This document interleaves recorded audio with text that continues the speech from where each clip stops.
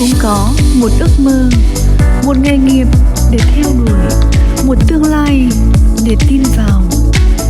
65 năm trưởng thành, Trường Đại học Sư phạm Kỹ thuật Vinh đang trở thành địa chỉ đáng tin cậy của sinh viên, doanh nghiệp và các tổ chức trong nước và quốc tế.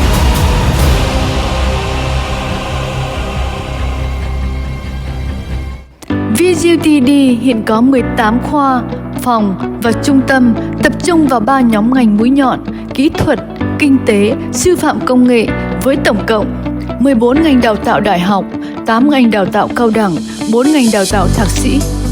VGUTD nỗ lực mang đến nền giáo dục chất lượng cao, đặt sinh viên vào trung tâm của quá trình đào tạo. Mỗi sinh viên không chỉ được tiếp thu kiến thức mà còn được khơi dậy tiềm năng, tư duy, kỹ năng mềm và năng lực giải quyết vấn đề trong thực tiễn.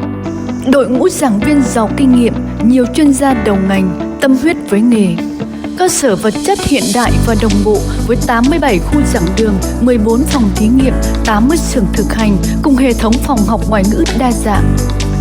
Ký túc xá sinh viên được thiết kế hiện đại, đầy đủ tiện ích, đảm bảo môi trường sống an toàn và văn minh. Thư viện đa chức năng, tích hợp không gian công nghệ số và kho sách truyền thống. Với hơn 7.000 sinh viên đang theo học, VGUTD không chỉ là nơi nuôi dưỡng tri thức mà còn là nơi ươm mầm tài năng, phát triển toàn diện nhân cách. Các chương trình thực hành sáng tạo là không gian để sinh viên áp dụng kiến thức vào thực tế, phát triển tư duy công nghệ, kỹ năng nghề nghiệp và khả năng làm việc nhóm. Cuộc thi Robocon hàng năm đã trở thành niềm tự hào vô tận của VGUTD, là sân chơi học thuật để sinh viên thể hiện đam mê kỹ thuật, sáng tạo thiết kế và lập trình điều khiển robot. Sinh viên được rèn luyện tư duy giải quyết vấn đề và chinh phục thử thách qua cuộc thi sáng tạo khởi nghiệp sinh viên hàng năm do VGUTD tổ chức.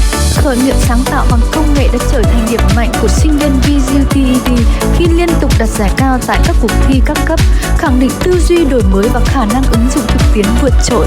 Sinh viên không chỉ học tập mà còn sống trọn thanh xuân trong các hoạt động ngoại khóa sôi nổi.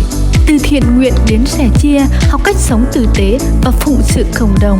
Từ các cuộc thi văn nghệ, lễ hội đến các hoạt động thể dục thể thao, giải bóng đá truyền thống và trải nghiệm đa dạng trong các câu lạc bộ.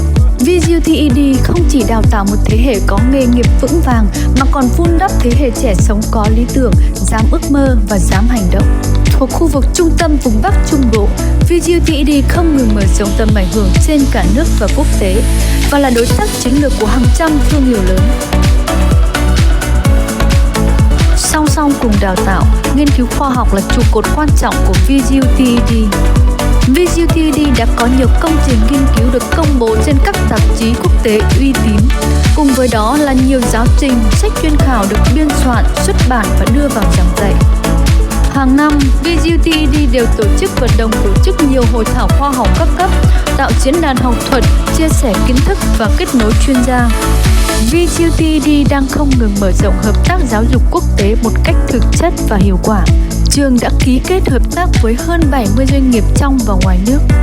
Nhờ chú trọng kỹ năng thực hành, thường xuyên trải nghiệm thực tế và kết nối chặt chẽ với doanh nghiệp, sinh viên VGUTD được tham gia các chương trình thực tập chất lượng với cơ hội việc làm phong phú, sát với ngành nghề đào tạo. Sinh viên trường được các doanh nghiệp đánh giá cao về kiến thức chuyên môn, tác phong làm việc và khả năng thích nghi với môi trường thực tiễn. Các bạn sau khi ra trường và làm việc tại tập đoàn TH thì có kiến thức, kỹ năng rất là tốt và đã có những cái bạn chuyển lên những cái vị trí là quản lý, trưởng phòng cao cấp ở tại tập đoàn TH. 荣是技术师范大学的学生，整体质量还是上的。那他们的学习能力也很强。比方说，我们前一段时间在这边有开设一个印象班的汉语培训，那他们第一天就学会了很多份中文，所以我觉得这个学校。 Mỗi người học là một hạt mầm quý giá. Khao khát của VGUTD là vun đắp bằng yêu thương, trách nhiệm và lòng tin. Chúng tôi cam kết 100% sinh viên được giới thiệu việc làm ngay sau khi tốt nghiệp.